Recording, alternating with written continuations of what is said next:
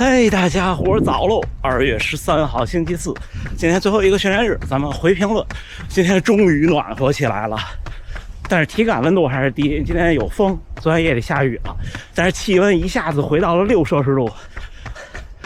我现在穿这都有点热了，因为风比想象的小，而且不是那种寒风了。但是刚才刮大风的时候下了一阵子特别急的雨。约了观众7点在烘焙店，带观众跑一圈，然后咱们再回评论。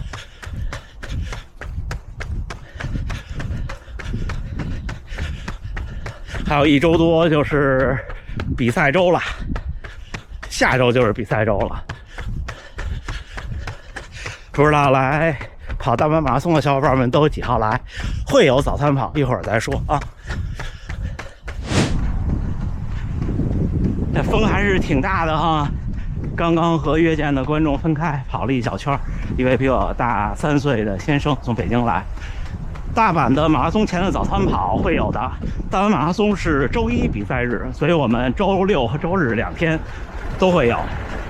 然后时间不会像我平常训练那么早，会早餐之后再跑，差不多也许8点，具体的我会在节目里和两边都发动态和帖子，我还跟大家说细节。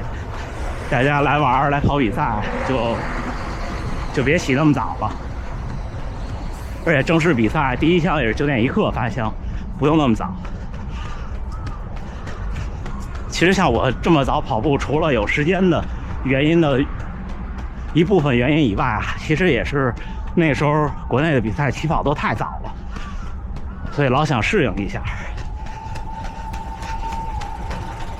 然后第2位小伙伴说，间隔2周，先是一个半马，再是一个全马，如果都全力以赴，全马又想 PB， 影响大不大？我是这么回的。其实我以前回过这种问题，只不过我现在的想法跟以前不一样了，或者有变化。我现在的想法是说，您的能力越强，影响越小。就我现在的体感，我可以说，差不多如果全程马拉松在2小时50以内，那大约几乎可以恢复过来，没什么影响。比这个成绩再慢的越多，影响越大。如果您的马拉松成绩在4个小时以外，那就严重不建议这样操作了。就是您跑完一个半马，2周以后再跑全马，那就不是能不能 PB 的问题了，有可能您都扛不住。下一位，这位观众特别逗，那天我跑了一个10公里、5公里、10公里，对吧？观众说，看您跑的第2个5公里，心率比那个10公里高那么多，是因为累了吗？我说，难道不是因为配速快了将近1分钟吗？其实每个人的切入点都不一样，这世界就是因为不同才美好。下一位，推荐能量胶。其实我不知道您是在哪儿生活，是这样的，如果在中国大陆，那其实现在中国大陆的好多品牌，比方我现在吃过的那个麦盛就挺好的，然后也好买，价格也还行，对吧？如果是在日本呢，他们这儿那个就那品牌我记不住，就我原来吃过，我回头找一下照片，现在放在屏幕上。那个也就200日元一条，可能10块钱一条，特别好买，所有的大点的体育用品店都能买到，然后那个有多巴西那种都能买到。之后如果您是在海外，那我觉得比赛比较合适的可能GU 比较合适，因为它比较浓，好携带不沉。像 SRS 那种等渗的就不太行，太沉了。那您带几个能量胶，好几百克，可能不太行。那个适合训练吃。不，风太大了，一离开公园风就特别大，尤其是边上有高楼的时候。下一位啊，要推荐运动相机。运动相机其实运动相机我觉得分成2种，一种就是像大家现在看到的画面是Insta360 Go 3S 拍的，就是这种你比赛跑步都可以带，因为它轻和小，这是明显的优点。像那种比方说 S Pro 这种要手拿的运动相机，你比赛和训练就不太适合一直举着。那种呢就适合什么呢？不太适合跑步，适合滑雪，然后水上运动这些，比方说冲浪什么的，或者是皮划艇这种。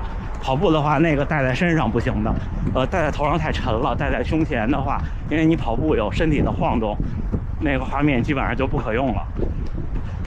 所以就看您运动相机是什么运动。您要是骑车呀什么的，就首选 S Pro 那种，因为那个能换存储卡，能换电池，单机的就单块电池能拍时间也长。这 Go 3S 的话，极限连续拍摄32分钟就没电了，所以我现在比赛要带2个，就看需求。然后一位小伙伴说，一到要比赛就老有厌跑情绪。我是这么考虑这个事情，就是我其实很少有厌跑情绪，是因为可能我真的喜欢这个。我觉得就是每个人可能都有不同的性格，这些东西塑造成您喜欢哪些类型的东西。然后有的小伙伴喜欢打篮球，有的喜欢踢足球，有的喜欢跑步。我觉得有厌跑情绪的原因，有一种可能性就是，其实您并不是特别喜欢这件事情，但是呢，您又觉得呢不讨厌它，它是您生活中的一个调剂品。那如果是这样的话呢，有厌跑情绪就有呗。今天不想跑就少跑一点，顺其自然。我觉得强行的扭转一个人的喜好可能是不现实的。这要放以前我不会这么回答您，以前我肯定会跟您说好多，不光是我啦，你看那么多跑步自媒体说点鸡汤打点鸡血，但是我觉得还是真真实实的说说我的想法，就是不是每个人都适合干每一件事情。活到40来岁，基本上就找明白自己心里这块地适合种什么了。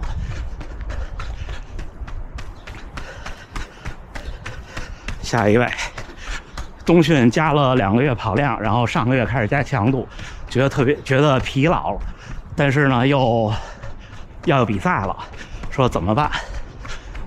就是这种感觉呀，就您现在这感觉是目前的一个状态上升期是最好的，就觉得疲劳了，但是还能坚持住，并且呢没有受伤，而且您是逐步加了量加了强度，这就特别好。这个时候就只需要注意不要受伤，可以开始减了。还有1个月比赛，您说不到1个月好像就可以开始减了。这个月就不要这月可以减量，但是呢强度不要减，就是强度课还是要跑。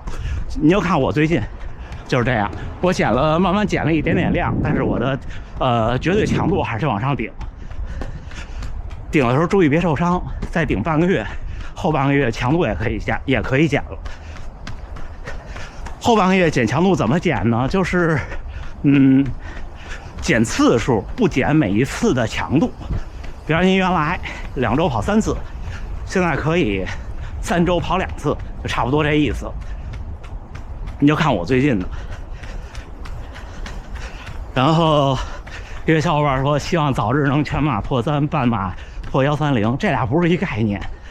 最近也有好多小伙伴问，说了自己的半马成绩，想说问全马怎么样，或者有的小伙伴说特仔细，5公里、10公里都说了。我记得特别清楚，有小伙伴说，5公里19， 10公里41，半马128还是129，就是我可以大概拍脑袋说一下，对于没有天赋的普通人，全马破3对应其他成绩大概是什么感觉？差不多5公里18分多，10公里38分多，半马差不多得1小时22到1小时24，你不能慢过1小时24了，1小时22差不多。这样您的全马基本上就3小时了。就是普通人啊，我说那普通人就是得练个3、4年全马才能破3的普通人，不是天赋异禀的大神。行，我到了，正好最后一位了。对，你们看我现在这个脑门这个就是磁吸的 Go3S 的加帽子的这种夹子，这就特别的稳固，而且人的头是可以缓震的。所以就是如果您跑步或者小朋友或者是宠物，这 Go3S 特别合适。我橱窗里也有，不知道今年它一般就算更新新款，应该也是夏天，差不多每年春夏的时候，我印象中。最后一位小伙伴说，在来大阪跑马拉松能不能顺便洗个牙？需不需要预约？绝大多数都需要预约，但是很多都是可以在线约，就是可以约当天或者明天的。您可以搜搜看。但是呢，如果就因为我在这边是生活工作，我也有保险，所以呢，我洗牙就便宜。但是您来的话，全价的话就其实不划算。那个体验其实和至少在北京找那种私人诊所稍微贵一点的，比方说100-200的，可能还没有那个北京100-200的那种私人诊所整体看着更好，只不过就是便宜。但是如果没有保险的话，就会比北京那100-200的要贵不少。所以我觉得不如在国内找个好的诊所，就买个券，点评买个券或者什么的，就挺划算的。但是来跑比赛的小伙伴或者来这儿玩，比方说你要来。假设您要租车自驾这种，你有国际驾照的话，来玩还是提前买这种海外的保险，旅行保险也行，否则看病还是挺不方便的。行吧，那就这么着。今天是我第4个训练日，明天休息了。最后还是祝大家呢努力生活，健康平安。咱们下个训练日再见。